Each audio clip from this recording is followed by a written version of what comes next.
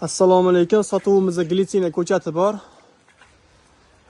Bo'yi taxminan 3 metrdan 6 metrgacha bor. Gulning rangi mana shunaqangi siyoh rang. Glitsina bilmaganlar uchun ma'lumot. Glitsina daraxtsimon o'simlik emas, uzumga o'xshab o'sadi. Naveslarga, uyda betiga qo'yib yuborsalar ham bo'ladi. Erta bahor juda chiroyli bo'lib gullaydigan narsa. Tez o'sadi, suvni yaxshi ko'radi. Joy tanlolmaydi, oftobda ham, salqinda ham o'saveradigan narsa. Manzil Qo'qon. Xudo xolasa 15-20 ta ko'chatidan bor. Kerak bo'lsa pastda raqam qoldiraman, telefon qila olasizlar. E'tiborlaringiz uchun rahmat. Assalomu alaykum. Sotuvimizda glitsina ko'chati bor.